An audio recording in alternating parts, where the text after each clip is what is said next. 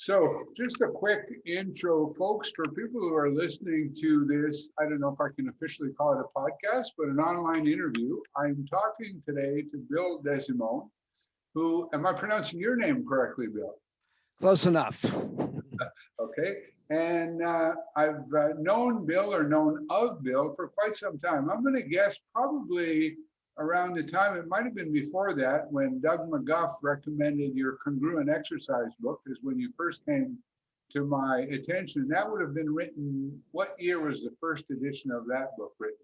That was about 2012. Okay. And so, But before then, I did moment arm exercise about 2003.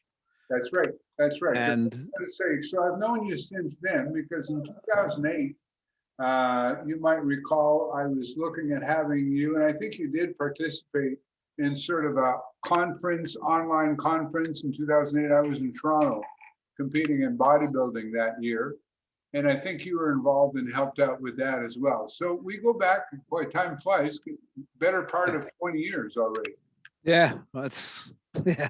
And you've now written again another book, which I've had the pleasure of reading the excerpts that you shared with me, and I looking forward to reading the whole book, called Joint Friendly Fitness, which I think is really cool in that you've picked a niche in that I don't think there's a whole lot of people writing about what you write about in terms of being able to do, not necessarily leaning towards any particular exercise modality, but more or less going, whatever exercise you do, here's how to do it better so you won't hurt yourself. I know that's oversimplification. You'll get a chance to elaborate.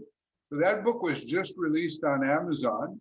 And so because I'm a big proponent of sustainable fitness, not hurting yourself in the process of working out, I'm very interested in this book, and I'm really grateful for you for taking the time.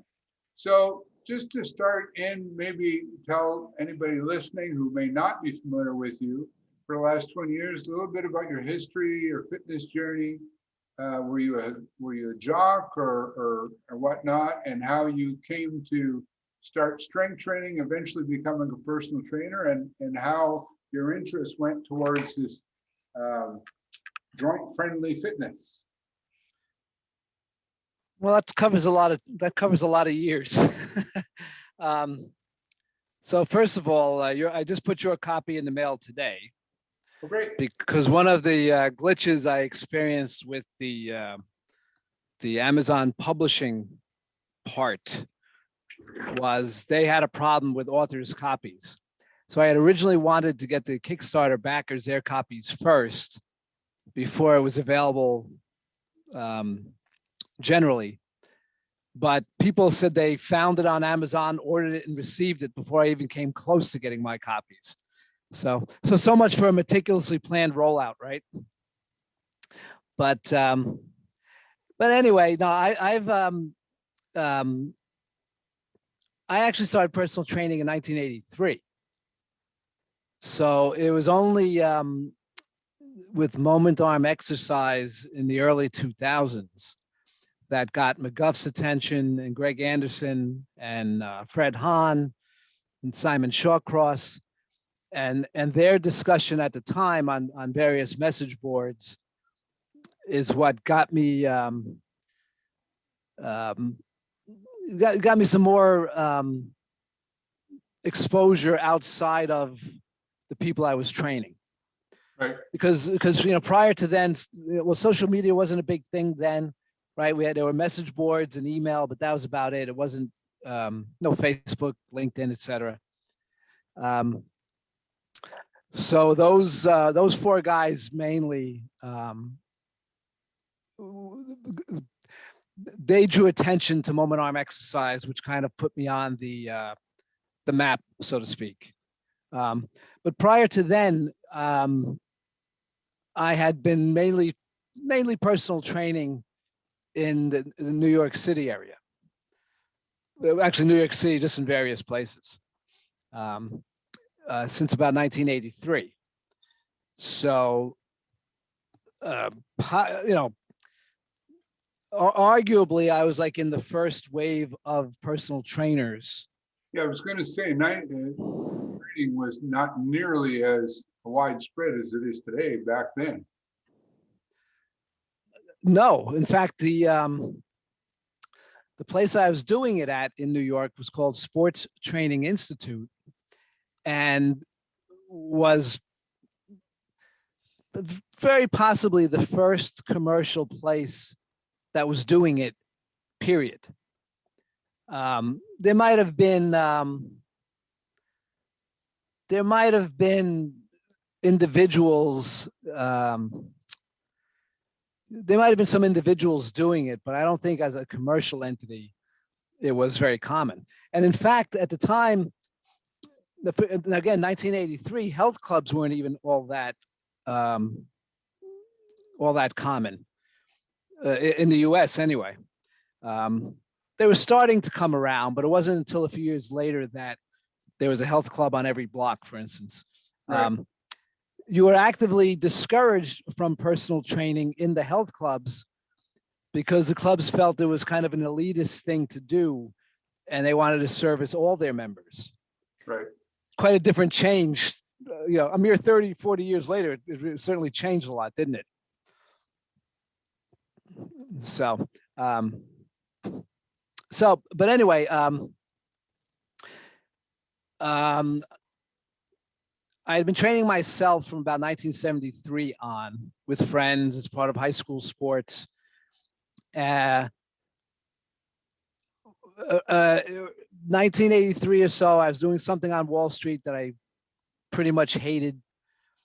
Stumbled onto a magazine article about the place, Sports Training Institute. Wrote, got a job there, and then moved around with that company and through corporate fitness and other settings with the personal training. So that was where my entry into actual, instruction came. No certifications at the time I did it in 1983, or very, very, very, very barely beginning at best. In fact, exercise degrees from universities were also not very common. Right. That obviously changed within a few years. So I was probably, one of the earlier ones. So. And you were influenced by the writings to some degree. I didn't know if you're full-fledged kind of hit guy by any stretch, but you were influenced by Ellington Darden's writing and Arthur Jones' writing around that time. I'm just thinking 83, the Nautilus bodybuilding book, which I've heard you praise the writing style of Ellington Darden one, and it came out in 1982, to the best of my knowledge. I was actually, it was Menser's. Menser was prominent in the muscle magazines from about the mid 70s on. Right. And that was muscle magazines, the paper kind, were one of the few places you could actually get weight training instruction from. Right. There were very few mainstream books in bookstores. There was obviously no internet, no video to speak of. Like I said, personal training didn't really exist.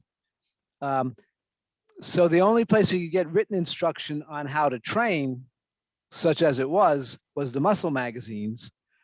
And I think Menser started getting attention in the Weider magazines 1975 or 6 or so. So his approach and then his writing style, I was exposed to first. And it wasn't until probably 1978 or so that I picked up Darden's The Little Blue Book, which is called Strength Training Principles. Right. And I picked that up like in a camping store or someplace, really, it wasn't like today where you can't escape the stuff. Right. You had to really hunt for this stuff. So my kind of lineage went from Menser to Darden. Then once I was in New York City, a friend of mine had lent me a bunch of the early Ironmans. So I found Jones's writing after Menser and Darden. Now, obviously Darden continued to evolve his stuff where Menser didn't, not in a productive way anyway.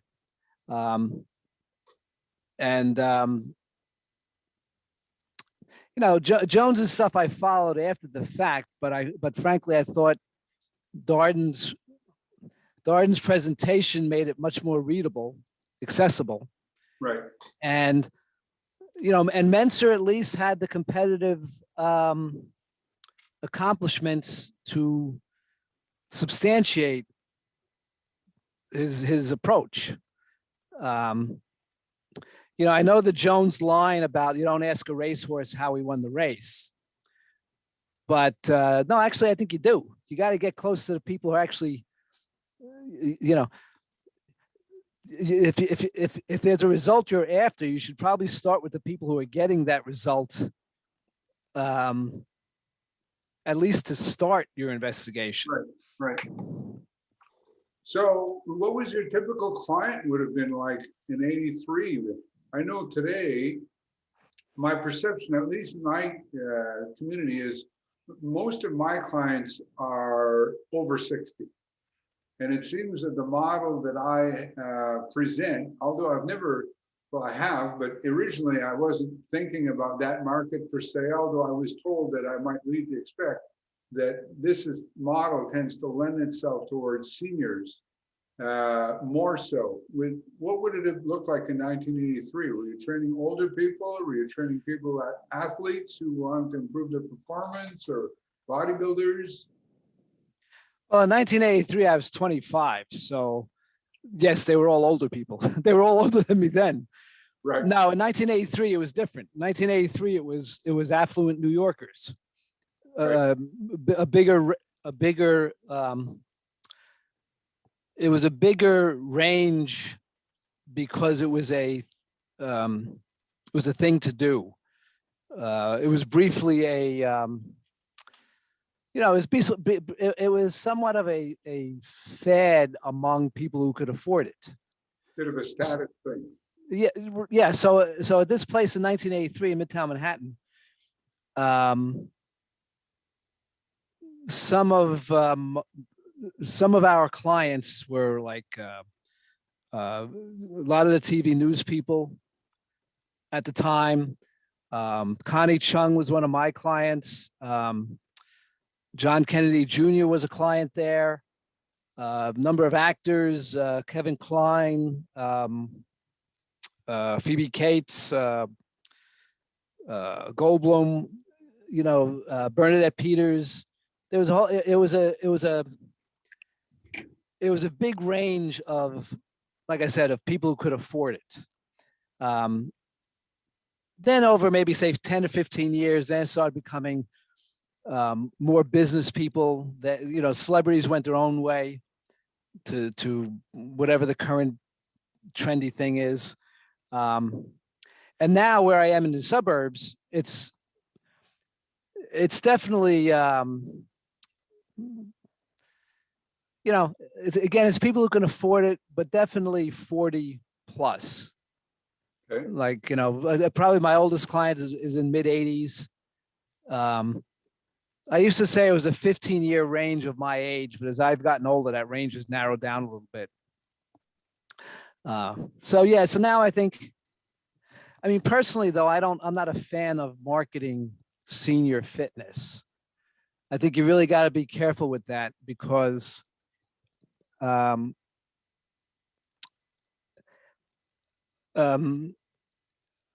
think you run the risk of pandering or insulting.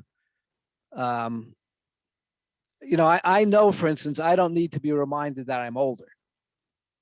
Right. So if I see an ad that's addressing the fact that I'm older or that I can't do what I used to do, That's not appealing. I don't need to be reminded of it. I think for instance, the joint friendly fitness stuff, right? The easy connection is with older trainees because they've already started to have some aches and pains. Right. That's the easy connection. Somebody who's 30 or 40 and still thinks they're a badass and they're going to stack the chest press or use a 100-pound kettlebell for whatever, they're not receptive yet. They still think there's some magic here. Now, I also find, since I've been dealing a lot with college interns lately, a lot of the college interns are receptive because they're not necessarily, they haven't had too much exposure to commercial fitness. Right. They've only had textbook exposure. So when they train with me, they retain it because they're not copying or they haven't seen a lot of other examples. Right. And since they've had the textbook exposure, they say, okay, yeah, if I explain an exercise to a HIIT trainer, I'll get a lot of, well, what about the fibers? What about a full range of motion? What about training to failure? What about pre-exhaustion? I deal with an intern, they say, okay. Yeah. Because there's a straight line between the science they're learning as part of their exercise major and what I'm telling them. Whereas the HIIT trainers have all this other stuff to wade through. They're trying to filter what's very direct line between anatomy and biomechanics in my approach through all of the HIIT contortions that have sprung up. And it becomes a much more challenging conversation. Okay, it's interesting. When I was interviewing Bryce Lee, we were talking about the nature of beliefs and how once people have held a belief for a long time, it's hard to change people's beliefs. And a quote that he told me is, if a person's paycheck depends on not understanding, they're not going to understand. And often, keeping an open mind, often we're gravitate towards people who tell us what we already know or what we like to hear. And we tend to have difficulty with people who challenge what we hear. Does that make sense? Yeah, it's a confirmation bias. Confirmation bias. And yeah, with the interns, maybe you're starting with a blanker slate or a more open mind. Yeah, that's right. Yeah. So yeah. I know that in the past you've had some things that have happened to you personally that have led you down, wanting to explore joint friendly fitness. Right. So the the early 80s, getting into sports training institute, that was getting into personal training in general. And then in the late 90s, I ruptured my own biceps and then I ruptured my own triceps. And now, why I just didn't say, or why I just didn't go back to what I had been doing before I ruptured everything, I don't really know. I don't really know why I said, I must be doing something wrong. Let me untangle everything. But I did. And so what happened was there was one little fact that stuck in my head from my NSCA certification. One biomechanic little fact. So I skipped all the exercise books, all the high intensity stuff, all the certification material. And I went to friends of mine's, friends who are physical therapists. I went to their bookshelves and I started going through their biomechanics books. And I was kind of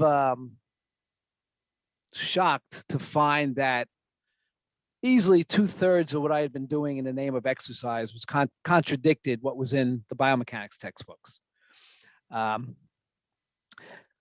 So which would be the case for 95% of people exercising today. Is that a fair statement? Maybe my number's high, but a large. It's very hard for me to make a sweeping judgment like that, because boot camps and CrossFit throw the whole calculation off. Like when it was just when it was Muscle Magazine bodybuilding and, for lack of a better term, Darden influenced training, then I would say it applied to 95% of the people. Okay, because even though then we thought there was a big difference, both approaches were exercise-based exercises. But now with the CrossFits and the boot camps, where it's just contrived movements strung together and calling it a workout, it's probably higher than 95%. but 95% of what total? Like I'm less interested, less concerned than convincing a CrossFitter of the error of their ways than I am with reaching the much larger number of people who join a gym and drop out because they're afraid of getting hurt. Right. Which is a much greater number, and frankly, much more useful to help than convincing somebody that the thing they love is actually detrimental. Well, I see CrossFit, and for many people, I think they see it as a social thing. It's a recreational thing. It's a competitive thing. It's almost more of a sport for them. And most of the people that gravitate towards that tend to be athletic. Anybody who sticks with it for any length of time, because if you had, for example, a klutz like myself, trying to do, most of those things, even now, I know that I'm just not coordinated to do those types of things without hurting myself. So the people who gravitate towards it tend to be, jock types who, are attracted to that. But like you say, Doug McGuff talks about the hidden graveyard, which if you think about whether it's CrossFit or bodybuilders, whatever it is, my understanding is that probably 75, depending on where you read, between 75 and 90% of the population don't exercise at all. That's probably correct. Right? So, yeah.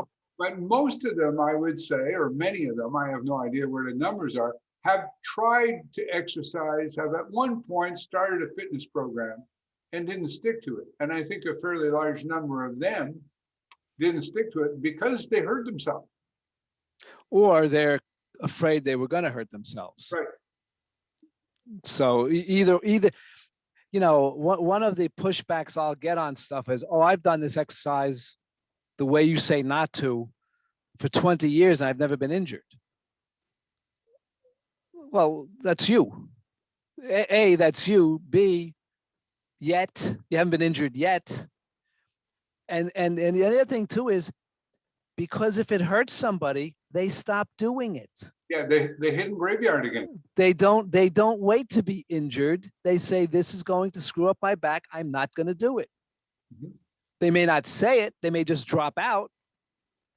But so anyway, that group I'm more interested in appealing to than convincing any competitive athlete that what they're doing is wrong. I mean, well, they're not, it's so much effort would have to go into winning that population over. It's not worth it. I'd rather spend it with the people who are receptive. I mean, part of that mentality is that injuries are part and parcel. I remember when I first started working out, I'd go to a gym, and it was 1981. So the gym was this little back room behind a hockey arena with a few machines in it. And of course, I did whatever they did. And squats were involved. And, pretty soon, very soon, you strain your back. And Right. then you go to the chiropractor. And, there's much conversation about who is a good chiropractor and who's your chiropractor and what kind of lifting belt do you use, before you stop and think, wait, something's wrong with this picture. I'm 25 years old and I'm straining my back. What's this going to look like when I'm 55, 60, or 65? So people actually accept it. But again, in my market, most of my market with my people are not those. I've had a bodybuilder in here. I've had some martial artists, but that's like the exception to the rule.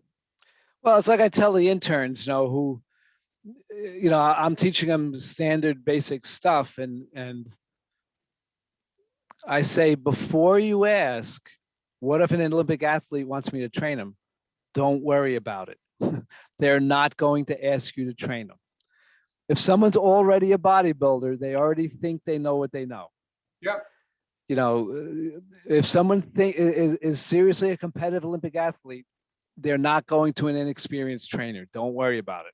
They'll be fine.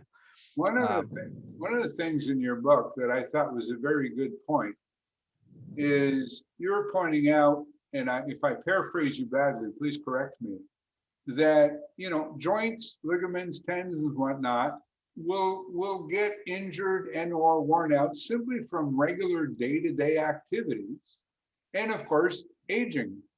Right. And then when you add weight to the equation, right, because you can get shoulder issues from just, if you happen to be a painter who has to paint ceilings overhead all the time. Now, right.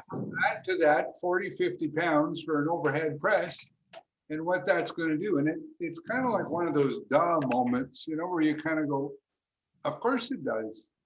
But, so I thought that was really good.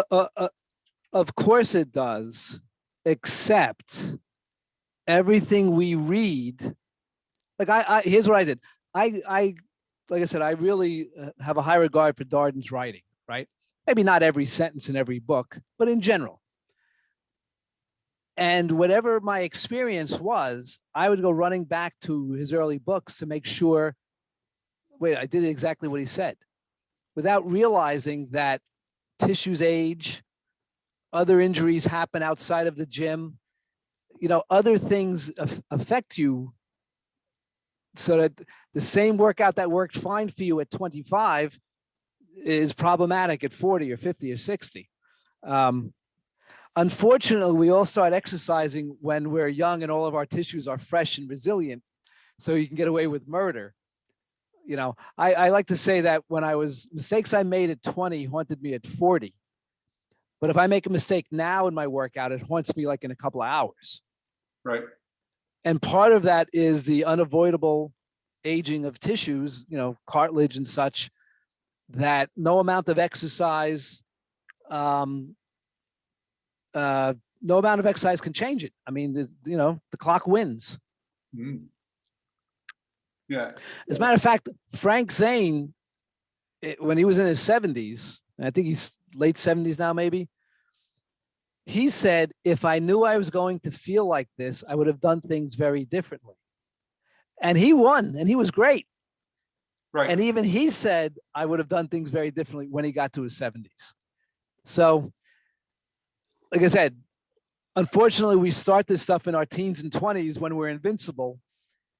And you keep going back to things that worked, but they work then. They don't necessarily work going forward.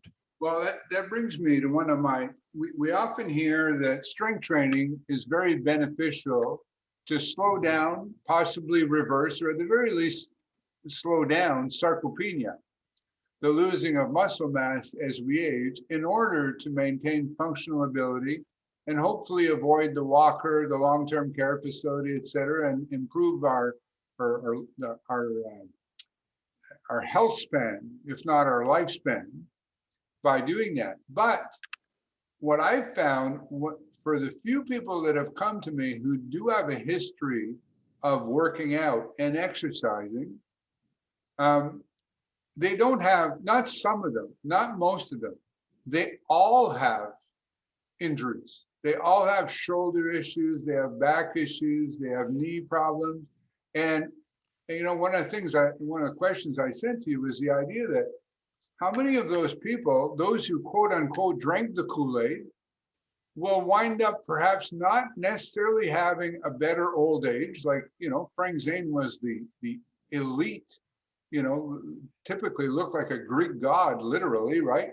Oh, And absolutely. in his 70s is now nursing aches and pains from what he did, as opposed to, the sort of sales pitch, for lack of a better word, is if you exercise, that you're going to be great into your 70s and 80s and beyond. But I would say, yes, if you don't hurt yourself in the process. And Well, and also let's not forget, he was a high level competitor. right. Oh yeah, absolutely. I mean, one piece of pushback I get is people think because they didn't injure themselves now, they're used to it. Right. So yes, you avoided the acute immediate injury, but that doesn't mean it's not taking its toll over time. I mean, that's why they're chronic diseases. That's why they're degenerative. Yeah. So competitive athletes, yes, whatever your competition, if you're a high level competitive athlete, you're probably going to feel it. See, I'm more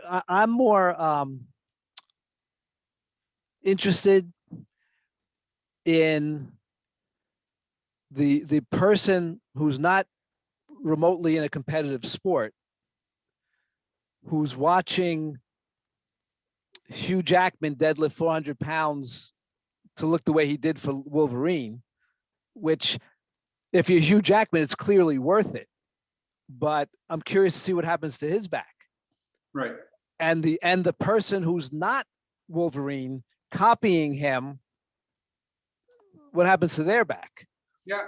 Or Chris Hemsworth, or any of these guys flipping the tires and slamming the sledgehammers and doing their thing.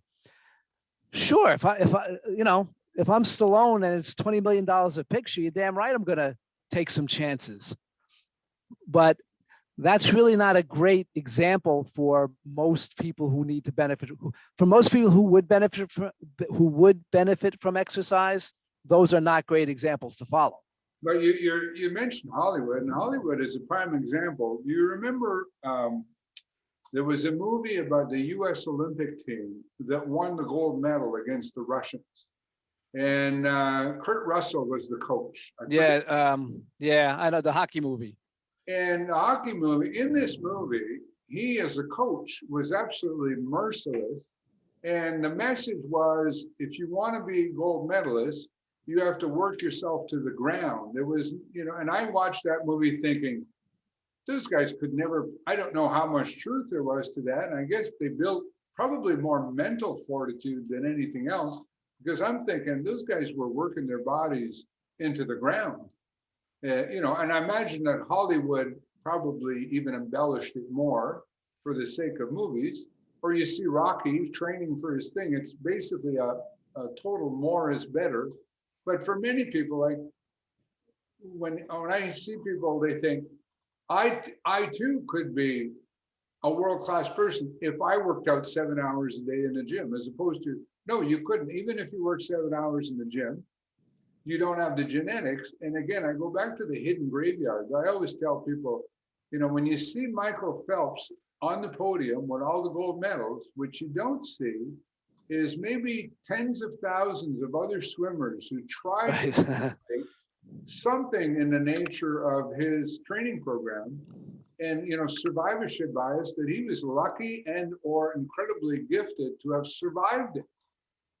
And so he's on the podium, right? But you don't see how many other people destroyed and had short-lived careers as a result of literally, because when you say you're high performance and embodied by science, Doug McGuff points out that between performance and health, or fitness and health, it tracks to a degree.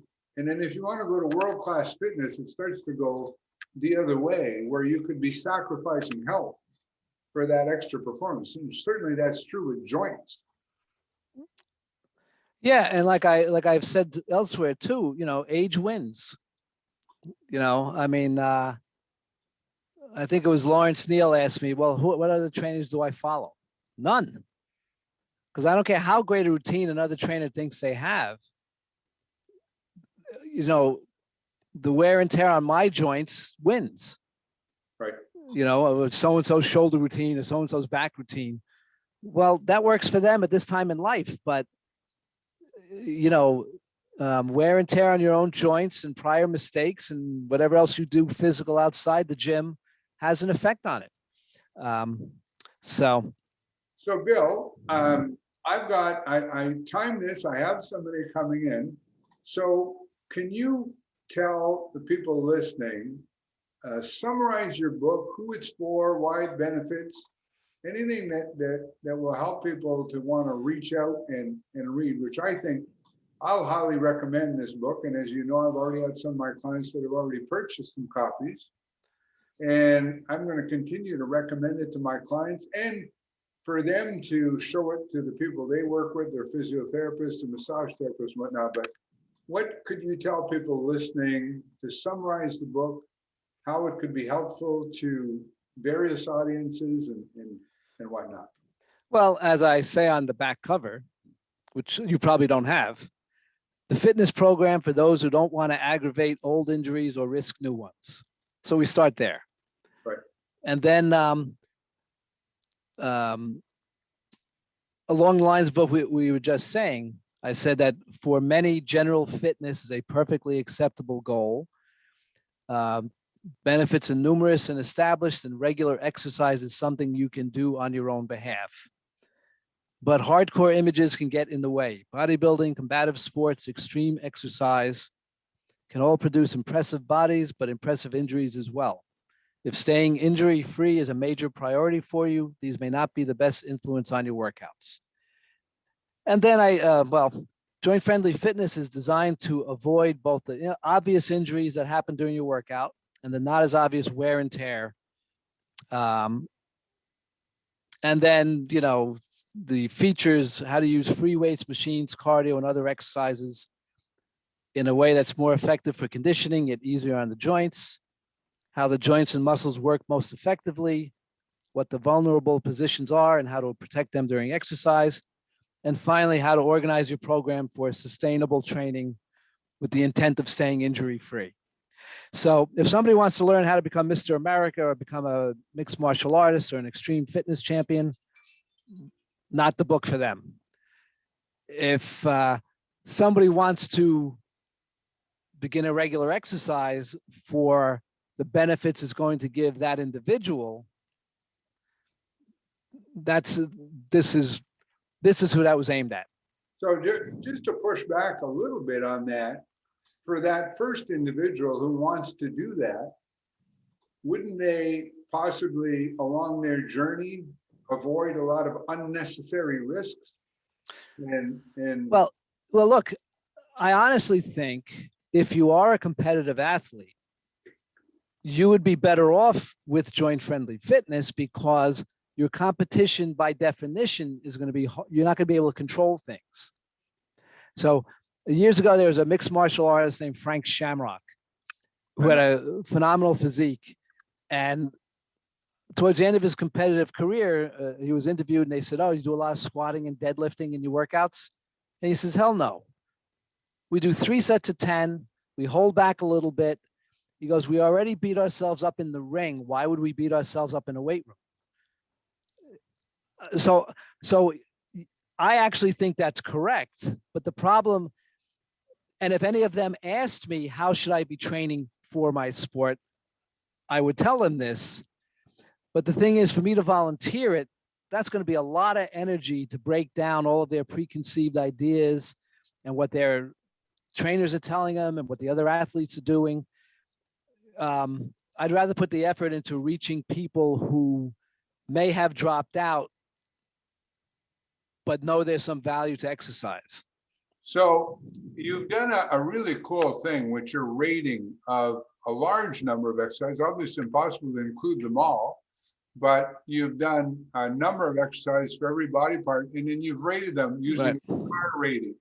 Yep, 76 exercises to be precise. Okay. Yeah, everybody is familiar with 5 stars. You go on Amazon, you go on Best Buy, you go anywhere you shop. That's sort of become the norm. Okay. Um, so I assume you have it on your screen.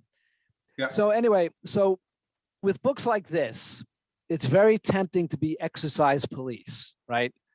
Don't use free weights. Don't use machines. Don't go overhead.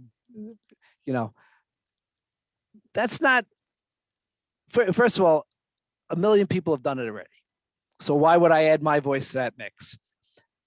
Second of all, I don't think it's particularly useful if that exercise is your only option.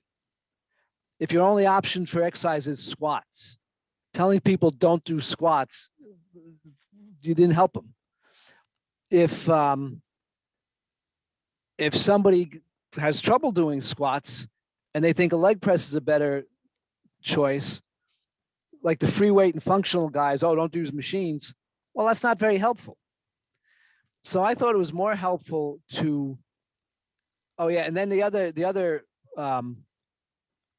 other common thing is, you rate an exercise based on how effective it is, whatever that means. Generally, it means the person likes it. Doesn't mean there's no objective standard. Right. So what I did with the 5 stars is 5 stars, very easy to manage the joints, like very easy to avoid injuring yourself. 1 star, very difficult to not injure yourself.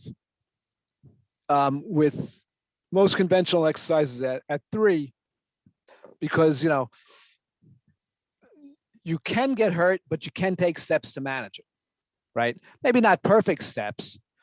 But this way, the 5 stars is very specifically based on how easy it is to manage to avoid injury.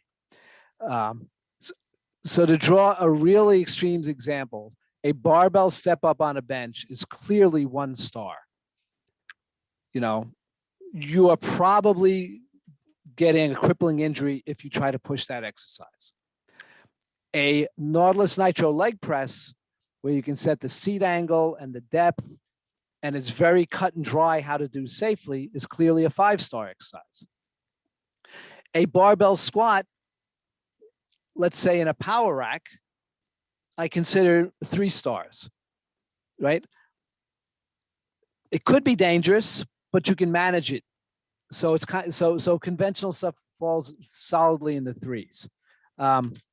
So I thought, and how I envision people using it, they probably flip to that, look for their pet exercises, see how many stars I give it. And if it's 5 stars, they say, boy, that Bill DeSimone's a great writer. And if I give their favorite exercise 1 star, they say, oh, this book sucks. What a piece of crap. But in reality, what they're supposed to do is say, well, gee, what is he? Why is this 1 star? What are his concerns? And so now if you go to a 1-star exercise or a 2-star exercise, at least now you have a better idea of,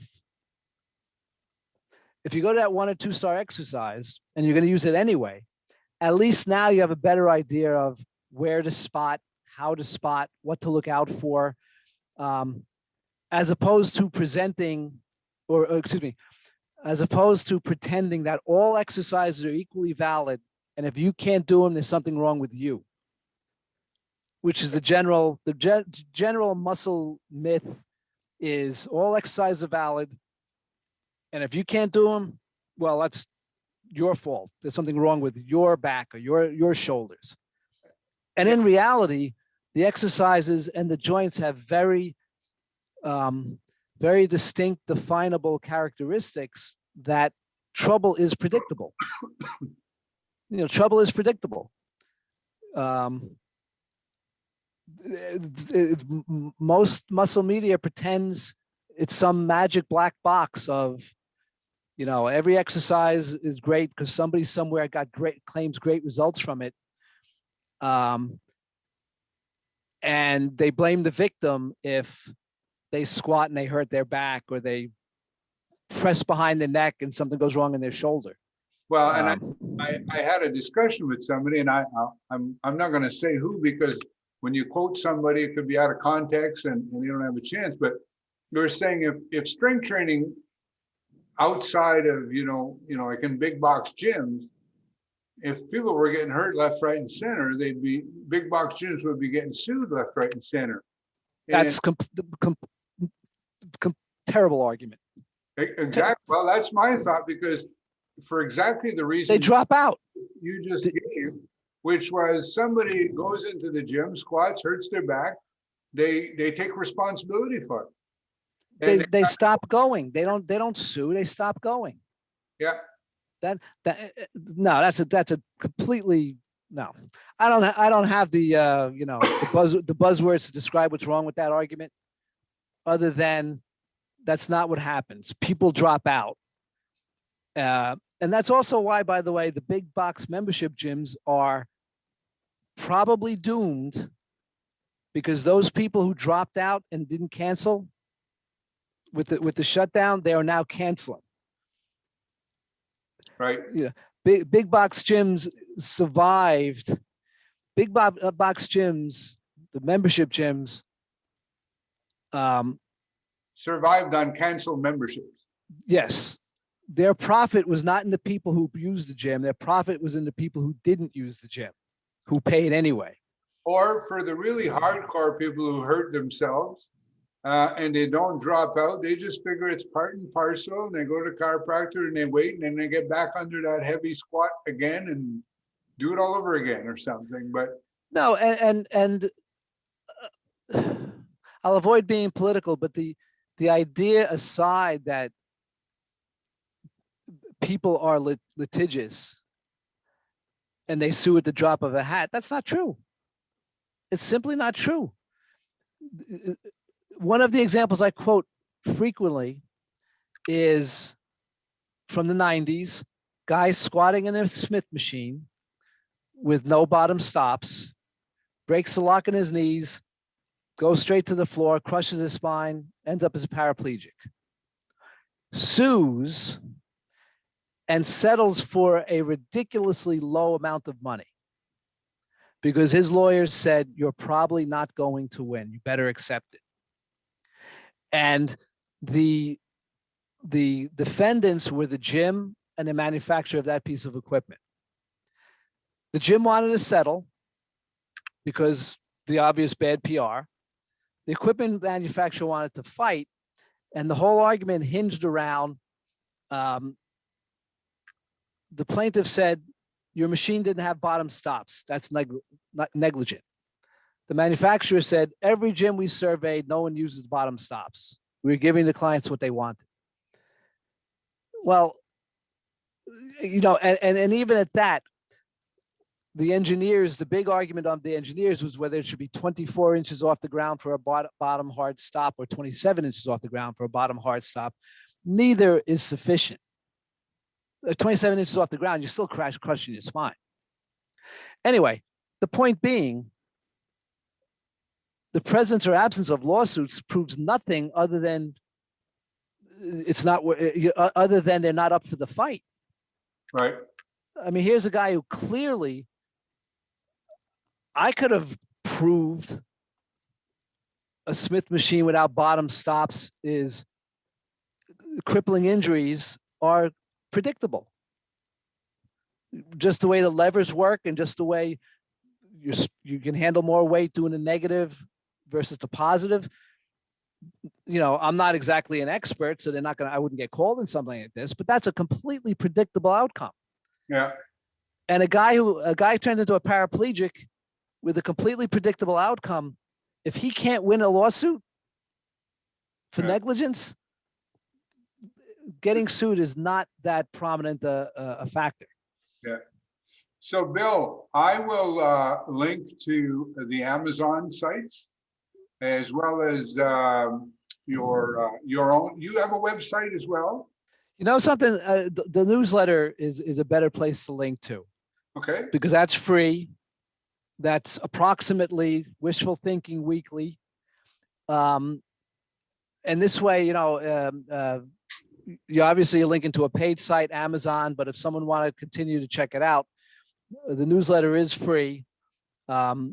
without all the baggage that comes with, clickbait and banner ads and all that stuff. Right. At least I'm not placing any on it. So, and in the newsletter, there are excerpts from the book. So if someone's more comfortable finding more out about it, by all means, they should take a look at that. All right. Well, thank you very much for taking the time. As you might see in the back of my screen, Somebody's coming in. Yeah. coming in, and I appreciate it. And hopefully, as I do more of these, maybe at some point in the future, we could do this again. Very good, Rich. Have a wonderful day. Thank you, Bill. Thank you, Rich. Take care. Bye-bye.